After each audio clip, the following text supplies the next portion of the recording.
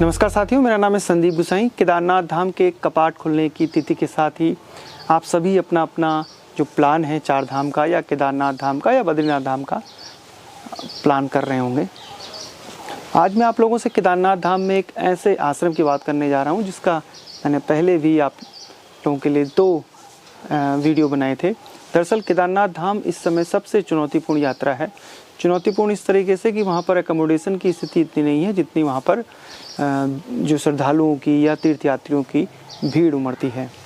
और इस लिहाज से जब ग्रामीण भारत के राजस्थान, मध्य प्रदेश, महाराष्ट्र, उत्तर प्रदेश और जो साउथ के राज्य हैं वहाँ से जब ग्रामीण भारत के लोग तीर्थ यात्रा पर निकलते हैं तो उनके लिए वहाँ पर व्यवस्थाएं, क्योंकि ग्रामीण भारत के लोग इतने पैसे लेकर नहीं आते हैं चार धाम यात्रा पे, या इतने अमीर भी नहीं होते हैं कि वो केदारनाथ धाम में 5,000 से लेकर 12,000 तक का रूम अफोर्ड कर सकें, क्योंकि वो चार धाम यात्रा पर चलते हैं, उनका बजट बहुत लिमिटेड होता है।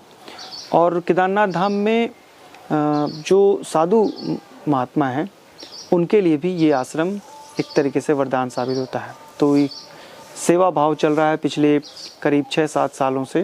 और पिछले साल हम जब केदारनाथ धाम में तो हमने देखा कि बर्फ़बारी, बारिश में जो आश्रम है वो कितनी सेवा साधु महात्माओं की और तीर्थयात्रियों की कर रहा है।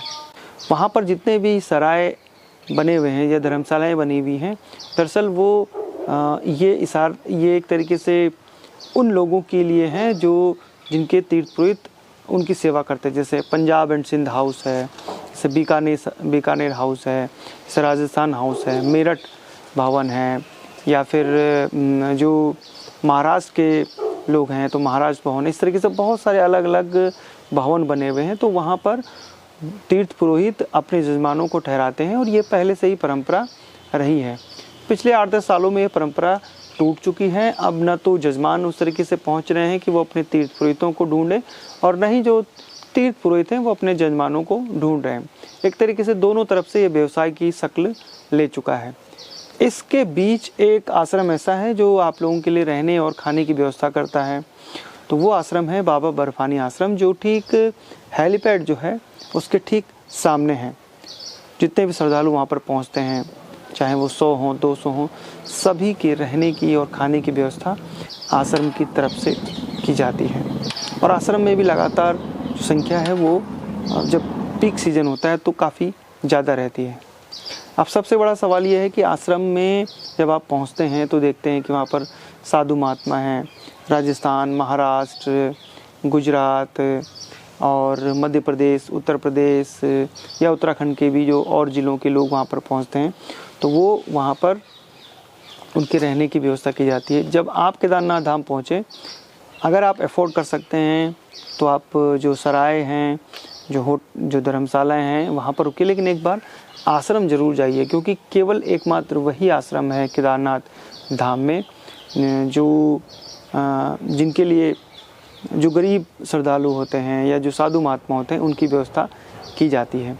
जब हरिद्वार में आप पहुंचते हैं या उज्जैन में पहुंचते हैं या बनारस, जितने भी महातीर्थ हैं भारत में, सभी जगह श्रद्धालुओं की और साधु महात्माओं के रहने और खाने पीने की व्यवस्थाएं या निःशुल्क उनकी भोजन रहने की जो व्यवस्थाएं होती हैं बहुत सारी होती हैं। लेकिन केदारनाथ समुद्र तल से लगभग 11,500 फीट की ऊंचाई पर स्थित है। मौसम बहुत विपरीत परिस्थितियां होती हैं। मैदानी इलाकों के जो बुजुर्ग लोग हैं वो जब वहां पहुंचते हैं तो उनके लिए चुनौतियां और भी बढ़ जाती हैं। एक यही आश्रम है जो श्रद्धालुओं का एक तरीके से आसरा बन जाता है वहाँ पे। बाबा बर्फानी आश्रम को पहले रामानंद आश्रम कहा जाता था। ये जो आश्रम है ये पुराने घोड़ा पड़ाव पर है। जब 2013 से पहले यात्रा जिस रूट से आती थी वहाँ पर घोड़ा पड़ाव था, और घोड़ा पड़ाव से आगे जाके फिर मंदाकिनी नदी पर पुल था। उस पुल को पार करने के बाद फिर केदारपुरी में प्रवेश होता था। अभी ठीक जहाँ पर हेलीपैड है उसके ठीक अपोजिट साइड दूसरी तरफ जो रामानंद आश्रम है वहाँ पर है। उसी से थोड़ा सा ऊपर जो है वो GMBN का एक बड़ा टेंट कॉलोनी भी बनाई गई है। तो आप अगर केदारनाथ धाम पहुंच रहे हैं तो मंदिर से दर्शन करने के बाद आप रामानंद आश्रम जा सकते हैं, या फिर पहले आप रामानंद आश्रम जा सकते हैं। जिस तरफ रामानंद आश्रम है उस तरफ बसासत नहीं है, केवल GMBN का टेंट हाउस है। उसी रास्ते पुराना घोड़ा पड़ाव था और अब जो सरकार है वो दोबारा उसी पैदल रास्ते को फिर से पुनर्जीवित कर रही है। जहाँ पर आश्रम है वहाँ से करीब 3.5 किलोमीटर की दूरी पर एक बहुत पुराना आश्रम और है, और वो है गरुड़ चट्टी का। वहाँ पर साधु महात्मा तपस्या करते रहते हैं, लेकिन जो श्रद्धालु हैं उस स्थान तक नहीं जा पाते क्योंकि वो रास्ता पूरी तरीके से क्षतिग्रस्त हो चुका है। जो बाबा बर्फानी आश्रम है उसकी तरफ से हर दिन जो है वो भंडारा वहाँ पर चलता रहता है। सुबह का नाश्ता हो गया, दिन में भोजन हो गया, और रात को जो भोजन है वो पूजा अर्चना के साथ साथ तमाम जो आश्रम है वहाँ पर भक्तिपूर्ण माहौल होता है। और ऐसी जगह पर जाना ज़रूर चाहिए। केदारनाथ मंदिर प्रांगण के साथ साथ आश्रम में भी कुछ ऐसी अदृश्य शक्तियाँ हैं जो वहाँ पर ध्यान और साधना के लिए उपयुक्त माहौल का निर्माण करती हैं। ऐसा नहीं कि केदारनाथ धाम में और आश्रम जैसे बाबा बर्फानी आश्रम है वो नहीं बनाए जा सकते।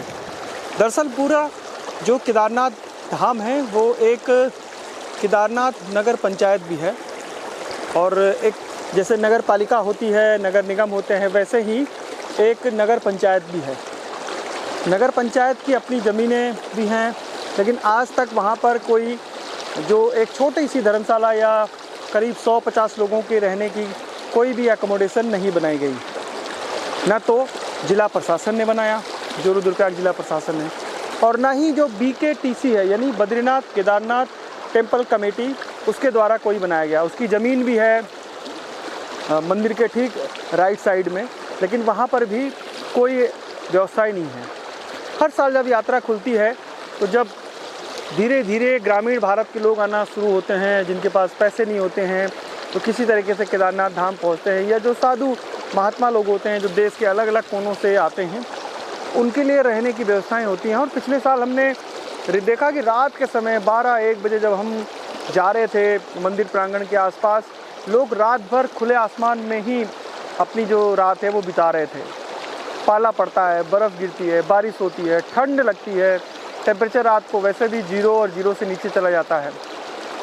अब ऐसी स्थितियों में अगर श्रद्धालुओं को एक अदद सहारा मिल जाए तो उस समय उनको एक तरीके से कहें कि वो उनकी जो भक्ति की अपने गांव से लेकर या अलग अलग ज़िलों से, भारत के अलग अलग राज्यों से वो पहुंचते हैं, उस समय केवल एक सहारा उन्हें चाहिए होता है। रात को अगले सुबह जब सुबह 3-4 बजे से श्रद्धालुओं की लाइन लगती है मंदिर में, तो दर्शन करके फिर नीचे चले जाते हैं।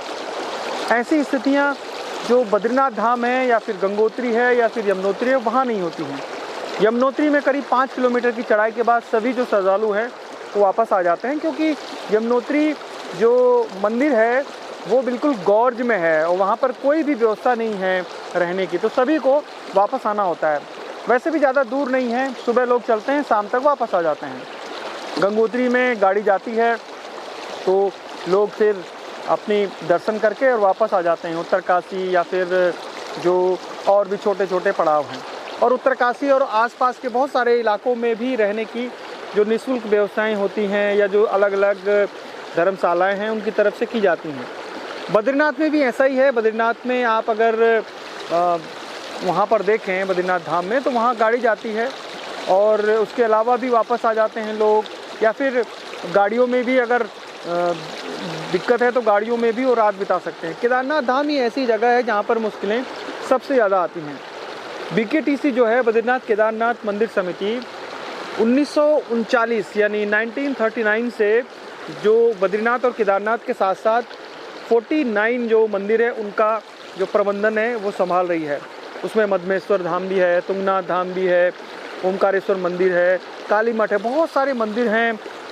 जो जोशीमठ नरसिंह भगवान का मंदिर है, उसके अलावा पंच केदार, पंच बद्री, तमाम जो मंदिर हैं वो उसी BKTC के अधीन आते हैं।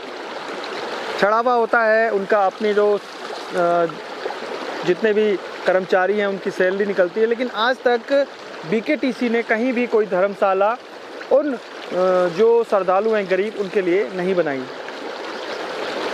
एक यही मांग हमेशा रहती है श्रद्धालुओं की तरफ से कि कम से कम वो बद्रीनाथ न सही केदारनाथ में तो कम से कम एक धर्मशाला का निर्माण कर ले। अब ऐसे में बाबा बर्फानी जो आश्रम है, ललित दास महाराज जी इसके संस्थापक हैं, उन्होंने उन यात्रियों के लिए जो रात को खुले आसमान में न सोएं, वहाँ पर वो सोते हैं। तो इस तरीके का जब भी आप केदारनाथ धाम में जाए, आप ललित दास महाराज जी से ज़रूर मिलिएगा और बाबा बर्फानी आश्रम में जाकर जो प्रसाद है वो ज़रूर ग्रहण करिएगा। ऐसे ही आपको रोचक जानकारी केदारनाथ और चारधाम यात्रा से जुड़ी हुई हम आगे भी बताते रहेंगे। फिलहाल संदीप गोसाई को इजाज़त दीजिए। जय नंदा, जय हिमाल।